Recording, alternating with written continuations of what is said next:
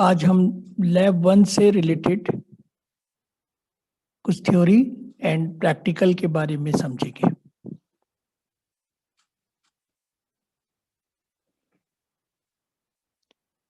Very first we have to understand the what is the ASCII, what it's full form. Computer में ASCII बहुत popular term है और ये keyboard के ऊपर कीज के में सिंबल्स बने रहते हैं। उस सिंबल्स को कंप्यूटर में ASCII के नाम से जाना जाता है। तो it is A basically one code and its full form is A for American, S for standard, C for code, I for information, and last I for interchange. So we can pronounce like American Standard Code for Information Interchange. Normally, it was designed in the early 60s. तो आप समझ सकते हैं कि 60s में, बहुत पहले की 60s में इस ASCII को डिजाइन किया गया था as a standard character set for computers and electronics device. For example, अगर मैं small I, lower case I को रिप्रेजेंट करना चाहता हूं, तो स्मॉल आई को we can represent in the ASCII encoding by binary number.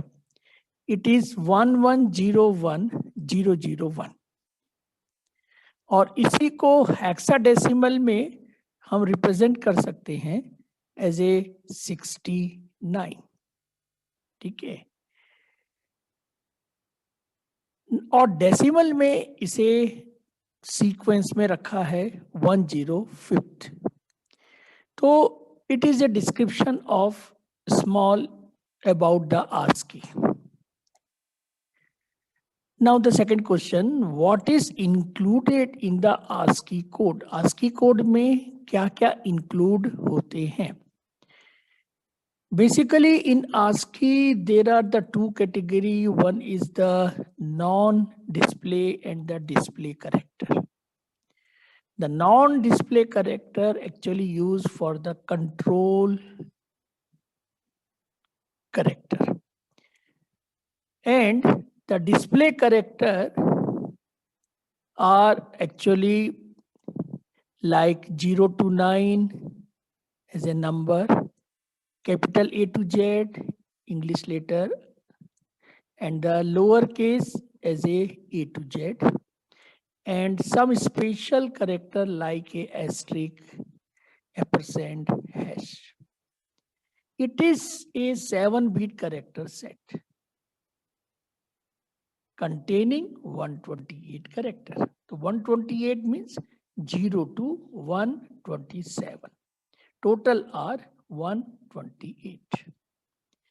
तो अगेन मैं आपको बताऊं कि ASCII कोड में सबसे पहले 0 से 9 न्यूमरिक नंबर रहेगा, upper case English letter capital A to Z, lower case English letter small a to Z, और some special characters like asterisk हो सकता है, ampersand and the hash and many more. अब हम देखते हैं इस पूरे ASCII टेबल को देखते हैं। तो आपके सामने देखिए ASCII टेबल बना हुआ है, उसके अंदर 0 डेसिमल से 127 डेसिमल यहाँ पर दिख रहा है। ठीक है, तो this is a decimal number, total 128 numbers are there. और इसी को अगर हेक्साडेसिमल में लिखेंगे तो कैसे लिखेंगे, ये भी एक टेबल में डिस्प्ले हो रहा है। बाइनरी में कैसे लिखेंगे वो भी डिस्प्ले हो रहा है, एंड ऑक्टेल में कैसे लिखेंगे वो भी डिस्प्ले हो रहा है। ओके, अब इसमें आप समझ सकते हैं कि जो स्पेशल नॉन डिस्प्ले करेक्टर है, करीब करीब यहाँ पे हमको दिख रहा है, स्पेस तक दिख रहा है, इट इज ए 32 करेक्टर्स जो ऐसे होते हैं जो डिस्प्ले होते ही नहीं है ना। जैसे बैल, एक बैल का साउंड आता है, फिर आपको आता है end of text, start of text, null, start, है ना। तो it is all are the basically back space, है ना। बैक स्पेस जैसे कीवर्ड बना है, एक की है, लेकिन वो आपको कोई डिस्प्ले नहीं होगा, उसके रिप्रेजेंटेटिव सिंबल नहीं है ना। इसी तरह आपके पास में है शिफ्ट इन है, शिफ्ट आउट है। जब हम किसी लोअर केस से अपर केस बनाते हैं तो शिफ्ट की का यूज करते हैं।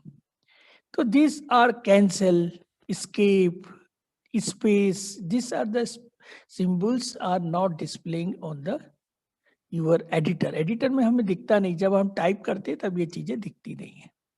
हमें जो दिख रही हैं वो दिख रही हैं 33 से। तो 33 से ये कंसेप्ट स्टार्ट होगा और पूरा 127 तक चलेगा। अब ये इन शॉर्ट समरी आप यहाँ पर समझ सकते हैं।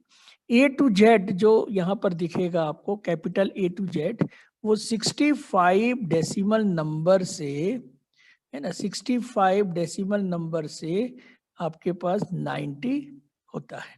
ठीक है, तो 65 डेसिमल नंबर यानी यहाँ पर ये दिख रहा है कैपिटल A। ये कैपिटल A यहाँ से Z तक, ये Z तक आपका कैपिटल A दिख रहा है। नाउ स्मॉल a हमें दिख रहा है 97 से, तो 97 से स्मॉल a हम देखेंगे और दिस इज द 97, यहाँ पर दिख रहा है थर्ड कॉलम में। और ये है 122 तक आपका Z आ जाता है। ठीक है, तो this are the your alphabets and the numbers. Special symbols, यहाँ कैटेगरी क्लियर दिख रही है 0 से 47, क्योंकि 48 से नंबर स्टार्ट हो जाता है।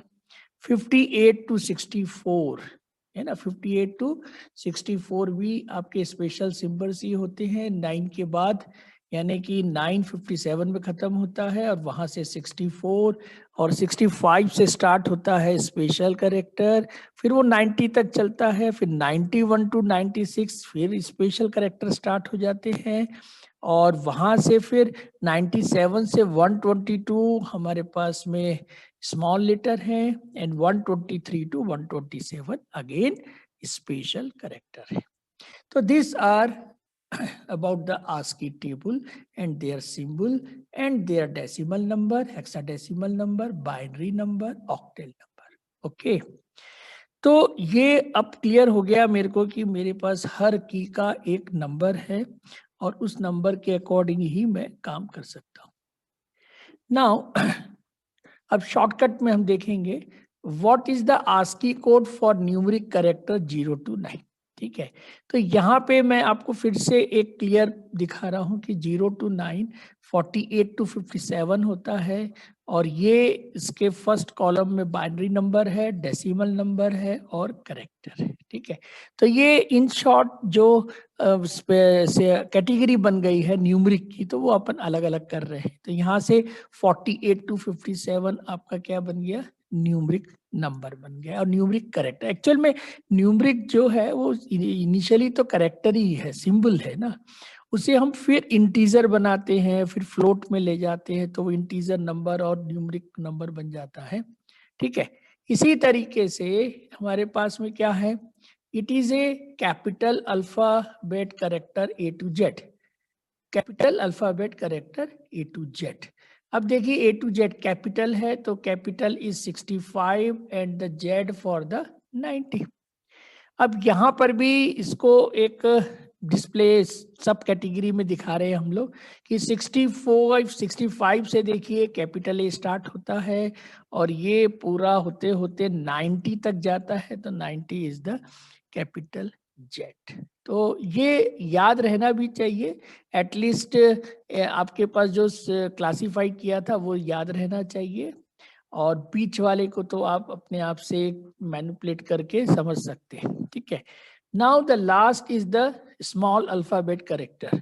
तो देखिए स्मॉल अल्फाबेट कैरेक्टर 97 से चल रहे हैं और it is up to the your 122।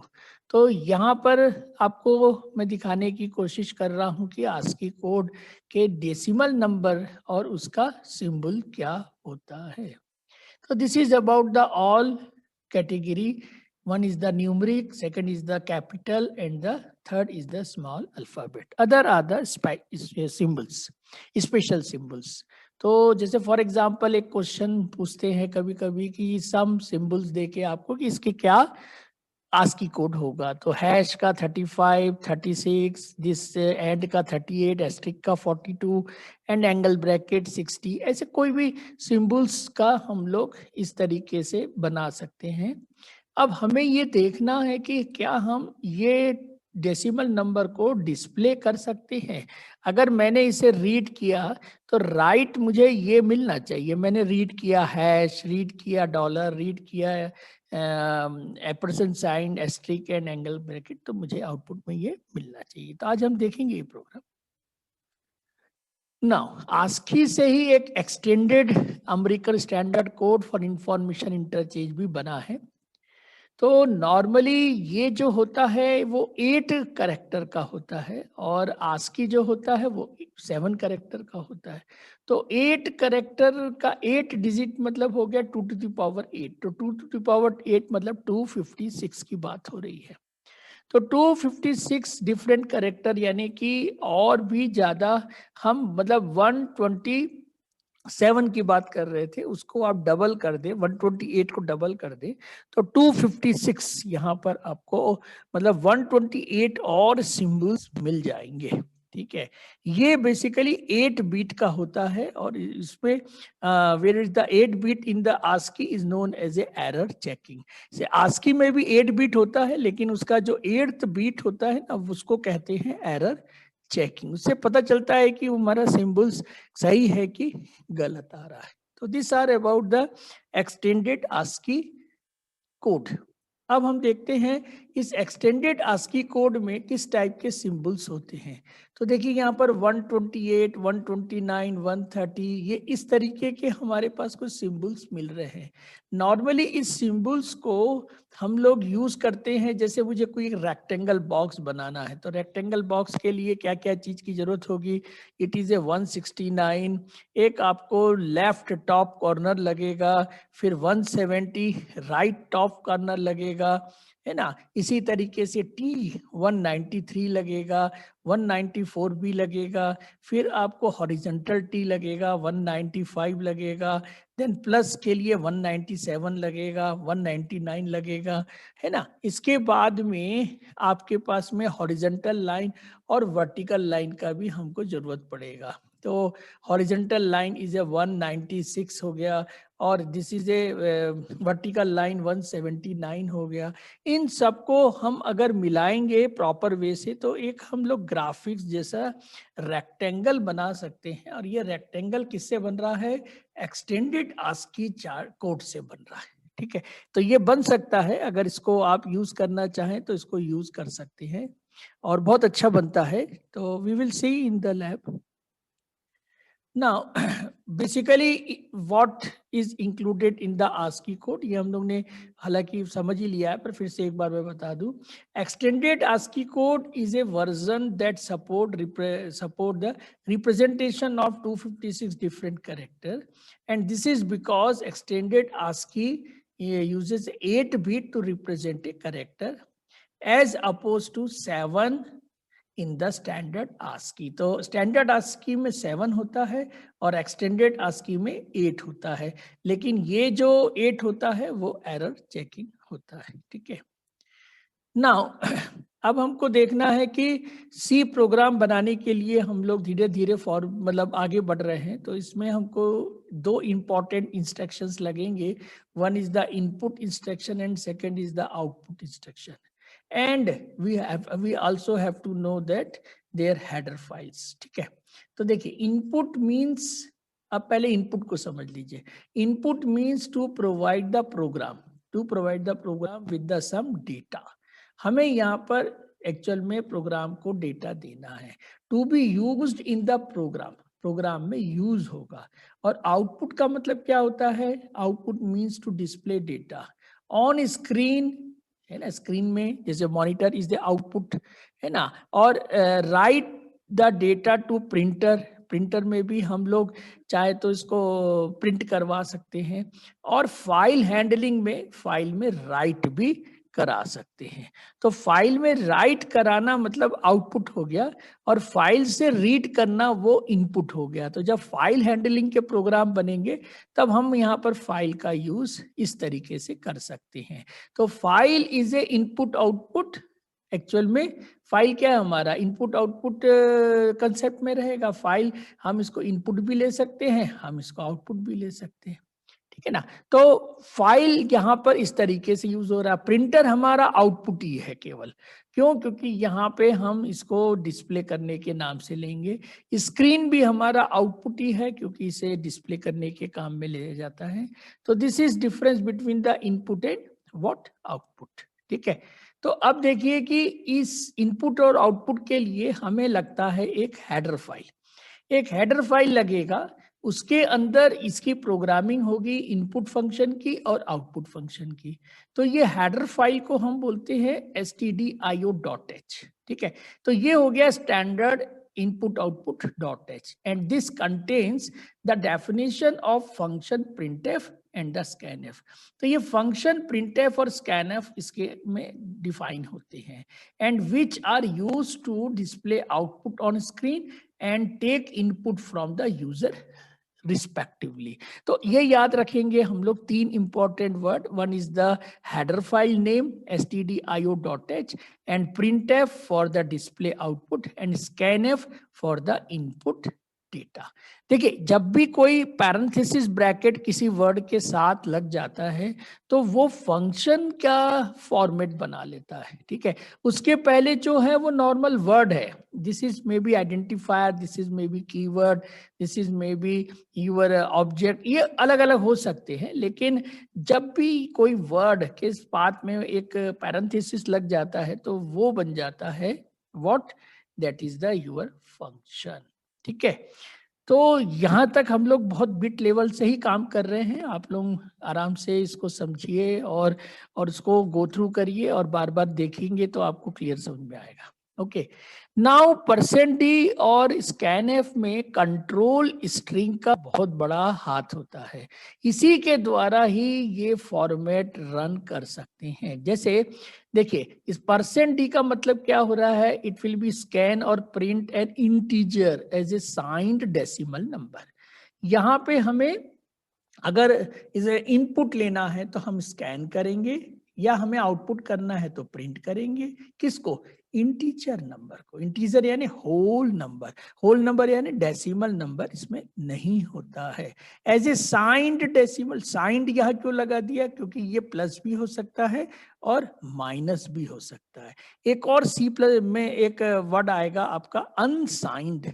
तो अनसाइंड का मतलब क्या हो गया? इसमें नेगेटिव नंबर नहीं होंगे, केवल प्लस ही इसके अंदर में डेसिमल नंबर रहता है। अच्छा, %f का यूज किस में करेंगे? इट विल बी स्कैन और print a floating point number. तो जब भी हमें आपको अप्रॉक्स नंबर या फ्लोटिंग पॉइंट या रियल नंबर की बात होगी तो हम %f को यूज करना चाहिए, ठीक है। तो अब देखते हैं हम %c। %c का यूज क्या है? That will be to scan और प्रिंट ए करेक्टर। एक सिंगल करेक्टर को रीड करने के लिए %c लगेगा। जैसे मुझे सपोज करिए एक वर्ड रीड करना है करेक्टर, जिसमें कितने हैं? 1 2 3 4 5 6 7 8 9, तो मुझे 9% लगना चाहिए, क्योंकि 1% केवल एक सिंबल को ही रिप्रेजेंट कर सकता है, आइदर स्कैन करने में और प्रिंट करने में। अच्छा, यहाँ पे देखिए %s भी होता है स्कैन एफ प्रिंट एफ के साथ। तो यहाँ पे जब स्कैन %s होगा ना, तो ये एक्चुअल में स्ट्रिंग को रीड राइट कर सकता है। तो स्ट्रिंग का मतलब क्या है? What is the difference between character and screen? %c and %s। तो %c एक सिंबल को रिप्रेजेंट कर रहा है और %s आपके सेट ऑफ कैरेक्टर को रिप्रेजेंट कर रहा है। तो सेट ऑफ कैरेक्टर यानी कि स्ट्रिंग का फॉर्मेट बन जाता है। लेकिन इसके अंदर में हमको वाइट स्पेस यानी कि जैसे ही एक ब्लैंक स्पेस आएगा वहां उसे टर्मिनेट करना पड़ता है। जैसे कभी कभी सपोज करिए मेरे को एक बड़ा नाम रीड करना है जो 2 वर्ड का है या 3 वर्ड का है, राम कुमार है या राम कुमार शर्मा है। तो अब ये वर्ड को मुझे रीड करने के लिए कितने लगेंगे परसेंटेज?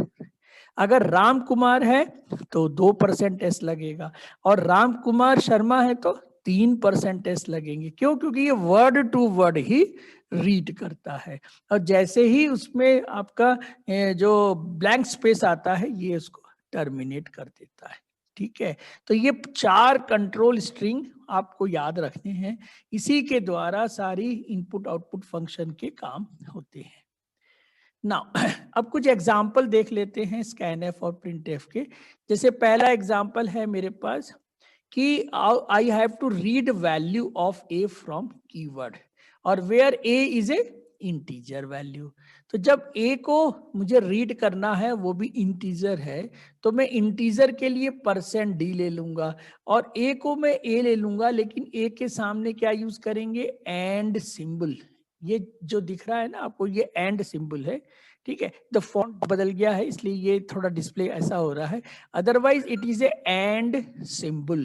तो हम इसको कैसे लिखेंगे स्कैनएफ? अब देखिए ध्यान से, पूरा स्कैनएफ लिखा है, पैरेंथेसिस ओपन पैरेंथेसिस क्लोज कर दिया है एंड डबल कोट लगा दिया है, डबल कोट में %d लिख दिया है और कॉमा, मतलब इस पैरेंथेसिस पेयर के अंदर 2 आपके फैक्ट हो गए। One is the %d and second is the and A. तो एंड ए आपका पैरामीटर है एंड %d क्या है? कंट्रोल स्ट्रिंग है। तो जब भी हमको कीबोर्ड से रीड करना है तो एंड इज द कंपलसरी। अगर इसको कंपेयर करिए कि दूसरे से, जब मुझे राइट करना रहता है, डिस्प्ले करना रहेगा, तो उस केस में क्या होगा? उस केस में एंड साइन की जरूरत नहीं होगी। हम डायरेक्टली यूज कर सकते हैं अवर वेरिएबल नेम। तो यहाँ पर मुझे ए में वैल्यू है, मुझे उसे प्रिंट करना है तो मैं इसको डायरेक्टली %d और ए ले लूंगा। स्कैनएफ के जगह केवल मुझे प्रिंटएफ लेने की जरूरत होगी।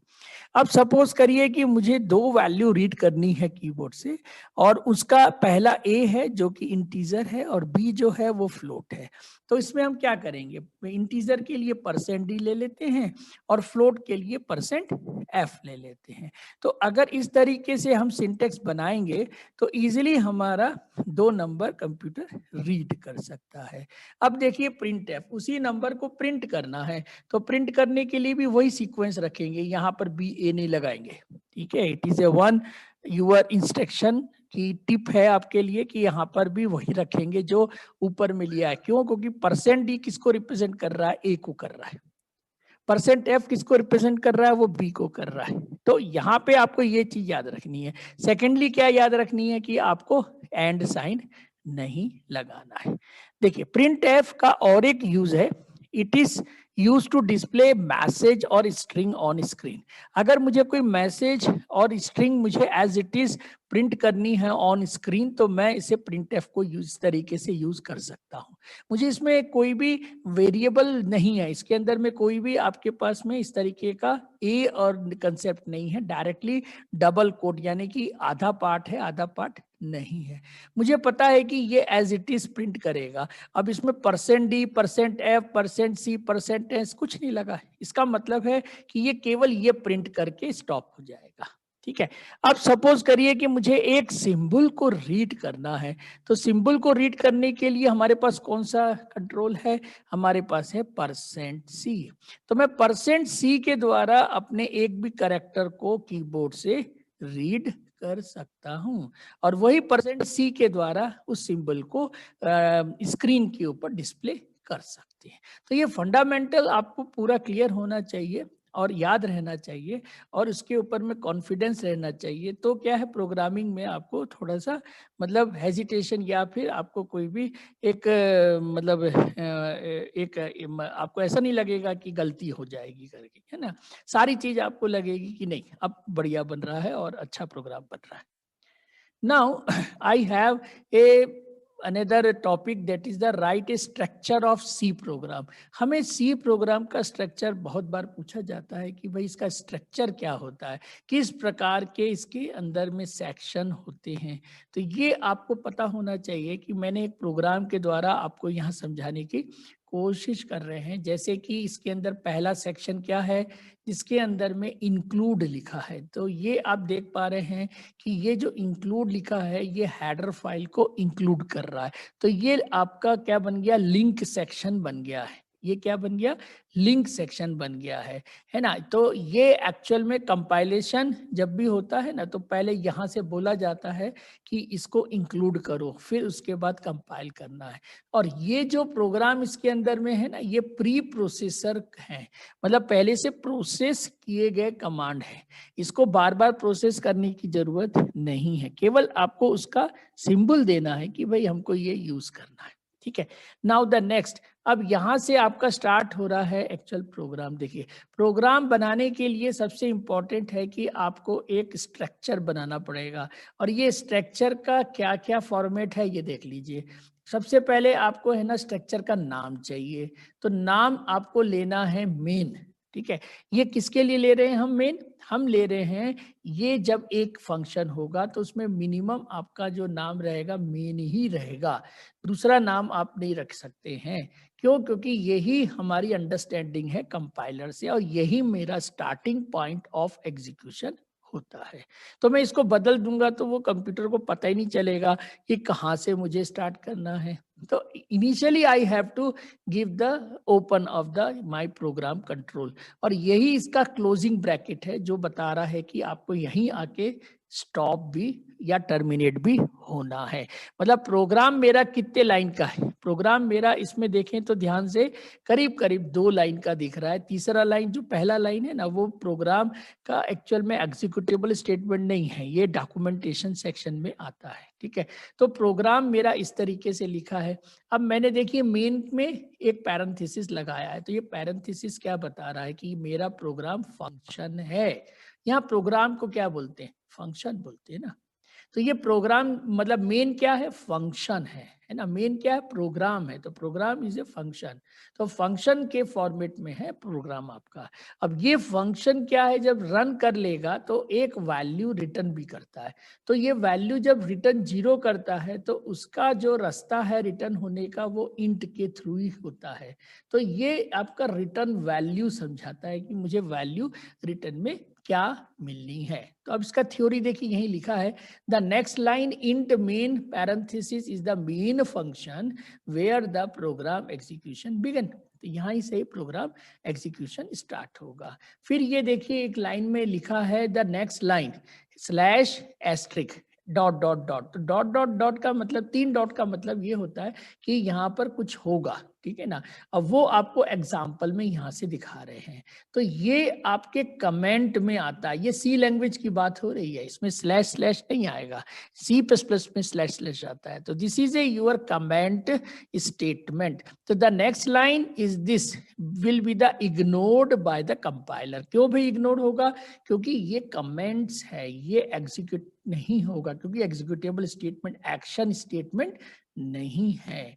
And it has been put to add additional comments in the program, so such line are called the comments in the program. आप एक से ज्यादा भी लिख सकते हैं, ऐसे कोई जरूरी नहीं है कि आपने एक ही लिखना है। आप चाहें तो 4 लाइन लिख के ये पेयर को स्टार्ट करिए और ये पेयर को लास्ट में लगा दीजिए, तो आपके कमेंट 3-4 लाइन के भी हो सकते हैं।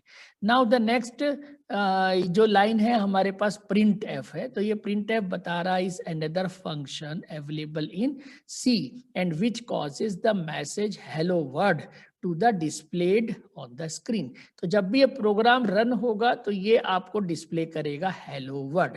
और ये स्लैश एन इसलिए लगा है कि हमको नेक्स्ट जो आउटपुट आना है वो न्यू लाइन में आना है। तो हम यहाँ पर इसको इस तरीके से प्रिंट कर सकते हैं। Now the last line is what, the next line is return 0 and this is will be the terminate the main function and the return the value 0। तो ये हमारे प्रोग्राम को स्ट्रक्चर ऑफ सी प्रोग्राम कहलाता है। ठीक है, अब इसके बाद में हमको बस एक प्रोग्राम देखना है, उसके बाद हमारा काम हो जाएगा। नाउ अच्छा, सबसे पहले देखिए एक और इम्पॉर्टेंट चीज मैं बता दूं, बार बार भूल जाता हूं और आपको नहीं समझा पाता हूं। इट इज ए डेटा, ठीक है। What is a definition of data? Data की डेफिनेशन को आप देखिए इतना संभाल के रखिए, क्योंकि यही आपका फंडामेंटल लेवल 1 होता है। तो data is a collection of facts, है ना। फैक्ट्स का मतलब आप समझ रहे होंगे ना, इट इज ए फैक्ट कि भाई ट्रू है कि फॉल्स, फैक्ट्स आपको समझना है। सच एज नंबर, नंबर है तो क्या होगा, वर्ड्स है तो क्या होगा, मेजरमेंट्स है तो क्या होगा, ऑब्जर्वेशंस है तो क्या होगा। ये टाइप के कंसेप्ट को हम क्या बोलते हैं, आपके डेटा बोलते हैं। तो ये डेटा का एग्जाम्पल हो गया, ठीक है ना। अब डेटा क्या है आप यहाँ पर भी देख सकते हैं। एक्चुअली डेटा जो है ना, आपका क्वालिटेटिव भी हो सकता है और क्वांटिटेटिव भी हो सकता है। अगर क्वालिटेटिव की बात करें तो ये इस टाइप से आपको कोई एक इंफॉर्मेशन भी प्रोवाइड कर सकता है। इसी तरह क्वांटिटेटिव डेटा होगा तो वो आपको या तो कोई डिस्क्रिप्टिव नंबर देगा या आपके पास में कंटिन्यूअस नंबर देगा। अब डिस्क्रिप्टिव नंबर का मतलब आपके फिक्स्ड इंटीजर नंबर की बात हो रही है। तो फिक्स्ड इंटीजर नंबर, जैसे यहाँ पर 5 डॉट बने हैं तो ये 5 नंबर हो गया। और ये कंटिन्यूअस नंबर मतलब आपके डेसिमल नंबर पर आ जाता है। तो डेटा को इस तरीके से आप समझिए। एक और तरीका है डेटा को समझने का, हमारे पास में जो पूरा ग्लोब है उसमें डेटा को हम सबसे लास्ट लेवल में या पहला लेवल में रखेंगे। ये हमारा क्या है, डेटा का एक्चुअली में स्टार्टिंग पॉइंट रहेगा। तो यहाँ से हमें पता चलेगा कि डेटा हमारा है तो उसकी क्वालिटी क्या है। इस तरीके से डेटा से हम आगे बढ़ेंगे। तो जब डेटा को प्रोसेस करेंगे ना, तो डेटा को जब प्रोसेस करेंगे, इसी के कॉन्टेक्स्ट में हमें प्रोसेस करना है। जब भी हम कोई कॉन्टेक्स्ट यूज करते हैं ना, तो उसके अकॉर्डिंग हमें इंफॉर्मेशन मिलेगा। अगर मैं नंबर को प्रोसेस कर रहा हूं तो मुझे आउटपुट भी नंबर ही मिलेगा, ठीक है ना। अगर मैं नेम को प्रोसेस कर रहा हूं तो ऑफ कोर्स मुझे इंफॉर्मेशन में भी नेम मिलेगा। अगर मैं मिक्स मोड डेटा को कर रहा हूं तो मिक्स मोड डेटा मिलेगा। तो सेकंड लेवल क्या है, यहाँ पे इंफॉर्मेशन आ जाती है ना। पहला क्या है, डेटा, दूसरा क्या है, इंफॉर्मेशन आ गई। अब इंफॉर्मेशन को आप इस तरीके से समझ सकते हैं कि ये कलेक्टेड ऑफ द डेटा ही होगी, कलेक्शन ऑफ डेटा ही is known as a, but it is a organise manner. एक इस तरीके से बनाया है मैनर में, जैसे यहाँ पर मैंने एक लाइन लिखी है ना कि data is a collection of facts such as this and that and full stop. तो ये जो आपको सेंटेंस दिख रहा है, इट इज ए सेंटेंस, यानी आपको इससे कहीं ना कहीं हमें क्या मिल रहा है, कुछ हमें मतलब नॉलेज मिल रही है। तो इंफॉर्मेशन को जब मैं इस तरीके की इंफॉर्मेशन मेरे पास होगी और मैं जब उसे प्रोसेस करूंगा तो मुझे क्या मिलेगा, नॉलेज मिलेगा, ठीक है ना। अब ये इस तरीके की नॉलेज लेने के बाद मैं अगर उसे और आगे फर्दर प्रोसेस करता हूं तो टॉप मोस्ट में वी हैव ए विजडम, यानी ये आप समझ लीजिए। और ये बेसिकली आपके ना बहुत इंपॉर्टेंट डिसीजन में काम आता है। अगर किसी ने कह दिया कि आज दिन है तो मतलब वो दिन ही रहेगा, फिर वो रात होने के लिए बहुत बड़ा डेटा को प्रोसेस करके फिर यहाँ तक पहुंचना पड़ेगा। तो विजडम मतलब it is A final sentence, है ना। आपके पास में बहुत सारे ट्रूथ हैं लेकिन एक्चुअल क्या बोलना है वो विजडम कहलाता है। जैसे आप कभी कभी देखते हैं ना कि बहुत लोगों की डिस्कशन हो रहे हैं, एक बाद में हम किसी एक को माइक देते हैं और वो बोलते हैं कि भाई आप लास्ट एक अपना वर्ड बोलिए, तो वो जो बोलेंगे वो उसका विजडम होगा, क्योंकि वो फिर अल्टीमेट चीज हो जाती है, ठीक है ना। तो वो बेसिकली आपका एपेक्स कंसेप्ट में इस तरीके से हम डेटा को समझते हैं। नाउ अब सी लैंग्वेज में डेटा को डेटा टाइप बोलेंगे। तो डेटा टाइप जो होते हैं इसके अंदर में फंडामेंटली करेक्टर, इंटीजर, फ्लोट और डबल, ठीक है ना। इसको बस आप याद रखिए, character, int, float and double होते हैं। और इसी में अगर मॉडिफायर लगा दें, जैसे मैं बोलूं signed character, signed int, signed float, signed double, तो ये सब साइंड वाले एक्चुअल में बाय डिफॉल्ट होते ही ये साइंड हैं, पर भी आप साइंड लगा देंगे तो इक्वलेंट टू डिफॉल्ट ही रहेंगे। लेकिन मुझे साइंड से इसे अनसाइंड बनाना है, तो मैं इसे कैसे करूंगा, अनसाइंड को मैं unsigned character, unsigned int, unsigned float, unsigned double, इस तरीके तरीके से भी कर सकता हूँ। इसी प्रकार से शॉर्ट और लॉन्ग इंट, यानी शॉर्ट इंट भी हो सकता है, लॉन्ग इंट भी हो सकता है। तो इस तरीके से हमारे पास में डेटा टाइप वर्क करते हैं। तो ये सी लैंग्वेज का, तो इसको हम बोलते हैं मॉडिफायर। ये है हमारे मॉडिफायर जो कि आपके मीनिंग को मॉडिफाई कर देते हैं। और यहाँ पे जो है ये मतलब ये आपका डेटा टाइप है जो अर्थमेटिक स्पेसिफायर्स, इसको स्पेसिफायर्स ही बोलेंगे, जो स्पेसिफाई करती है कि ये चीज क्या है। ठीक है, तो स्पेसिफायर एंड द मॉडिफायर, ये दो चीजों को आप याद रखेंगे। ओके, नाउ अब हमें एक देखना है प्रोग्राम कि write a program to produce a ASCII equivalent of a given number in C language. तो ये लास्ट स्लाइड है अपनी। तो इसमें आप ध्यान से देखिए कि अपन ने एक प्रोग्राम छोटा सा बनाया है। जब भी मैं इसको रन करूंगा तो पहले देखिए मुझे क्या डिजायर थी और क्या मुझे मिलना चाहिए, ये क्लियर कर लीजिए। इस प्रोग्राम में सबसे पहले एक मैसेज आएगा कि इंटर ए कैरेक्टर। आप एक करेक्टर इसमें इंटर करेंगे। मैंने इसमें न्यूमरिक करेक्टर डाला है तो मुझे 9 का 57 मिलता है। आपको भी इसी तरीके से इसमें मिलेगा। अब इसको प्रोग्राम बनाना कैसा है देखिए। ये प्रोग्राम हमारा इनपुट आउटपुट को हैंडल कर रहा है, तो मैं standard input output dot H लेके रखा हूं। अब इसमें मैंने एक डेटा टाइप बनाया है CH। CH क्या है? It is A identifier, it is a variable जो रन टाइम में इसकी वैल्यू बदल जाएगी। ठीक है, इसको अपन डेटा टाइप से डिक्लेयर कर रहे हैं, तो it is A declaration statement. अब यहाँ पर प्रिंट एफ हमारा क्या कर रहा है? एक मैसेज डिस्प्ले कर रहा है, इंटर ए कैरेक्टर। तो यहाँ पर एक इंटर ए कैरेक्टर आ गया। अब ध्यान दीजिए कि यहाँ पे कोई /n नहीं है, तो ये जो कर्सर है ना इसके सामने ही वेट करेगा। मैं जैसे ही ये 9 लिखूंगा और इंटर करूंगा तो ये स्कैनएफ रखा हुआ है, तो ये स्कैनएफ क्या करेगा? इस 9 को CH में एलोकेट कर देगा कि भैया ये CH is equivalent to what? Your 9। और इसे एक मेमोरी का सेल दे देगा, वहां पे इसे बाइनरी नंबर में स्टोर कर देगा। ठीक है, अब उसके बाद में मुझे इसे प्रोसेस करना है। अब मैं प्रोसेस करूंगा इस CH को। देखिए कैसे कर रहा हूं, दो तरीके से यहाँ पर प्रोसेस हो रहा है। तो देखिए CH एक %C से प्रोसेस हो रहा है और एक CH आपका %D से प्रोसेस हो रहा है। तो CH आपका %C से जो प्रोसेस होगा वो सिंबल देगा, तो दैट इज द 9। तो 9 क्या है? यहाँ पर सिंबल ही तो है, तो ये सिंबल आपको डिस्प्ले हो रहा है। और यहाँ पर %D का मतलब क्या हो रहा है? इस सिंबल का डेसिमल इक्विवेलेंट क्या है वो बताने की कोशिश हो रही है। तो 9 का डेसिमल नंबर कितना है? 57। ठीक है, तो इस तरीके से हमें अपने छोटे छोटे प्रोग्राम को समझना है। देखिए समझने की, देखिए कॉपी करके बनाना तो बहुत सिंपल है, वो तो फिर एक तरीके की बात होगी कि जो इस तरीके का टाइप कर लेता है वो बना ही लेगा। ठीक है ना, लेकिन प्रोग्राम का मतलब रन करना, ये तो एक मतलब ऑपरेशन का काम है कि भाई ऐसा ऐसा हमें करना है। लेकिन ये प्रोग्राम को लिखना, मतलब आप सोचिए कि आपके पास अगर ये ऊपर वाली लाइन एज ए टास्क हो तो आप कैसे लिखेंगे प्रोग्राम, वो आपको बार बार समझना है। ठीक है, तो आज हमने इस लैब 1 में पहले तो ये प्रोग्राम कन्वर्शन देख लिया, फिर डेटा टाइप क्या होती है वो भी देख लिया, फिर हमने डेटा को थोड़ा सा ब्रीफ करा है, इसमें हमने समझाने की कोशिश की है, फिर स्ट्रक्चर ऑफ सी प्रोग्राम इसको भी अपन ने समझ लिया, इसके बाद में स्कैनएफ, प्रिंटएफ इनपुट और आउटपुट फंक्शन को भी समझा, इसके बाद में कंट्रोल स्ट्रिंग जो हमारे स्ट्रिंग के फॉर्मेट्स हैं उसको भी हमने सीखा कि %D, %F, %C, %S क्या होता है। इसके बाद हमने इनपुट और आउटपुट फंक्शन की डेफिनेशन को, standard input output header file को समझा। इसके बाद में एक्सटेंडेड ASCII कोड क्या होता है उसे जानने की कोशिश की, उसके अंदर कौन कौन से सिंबल छिपे हैं उसको हमने मतलब एक्सप्लोर करने का कोशिश किया।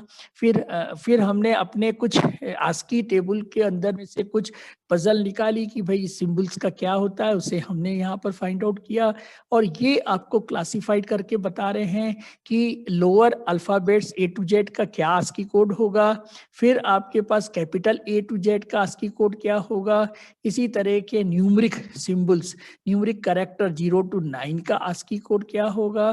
फिर यहाँ पर ये कंप्लीट टेबल ही आपको डिस्प्ले करके समझाया जा रहा है, और ये डिस्प्ले करके वाइट चार्ट में बता रहे हैं कि इसको कैसे क्लासिफाई करके capital A to Z, small A to Z, 0 to 9 और स्पेशल सिंबल्स के नॉर्मल ASCII वैल्यू क्या होगी वो समझा रहे हैं।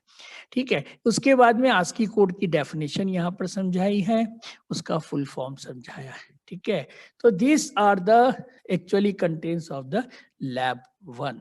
तो मैं यहाँ पर ही इसको स्टॉप कर रहा हूँ, और सभी स्टूडेंट्स से मैं मतलब एडवाइस करता हूँ, और उनको मैं मतलब एक बार फिर से समझाने की कोशिश कर रहा हूँ कि आप जब तक अपने आप से गो थ्रू नहीं करेंगे तब तक आप इस चीज़ को नहीं समझेंगे। एक बार में चीज़ें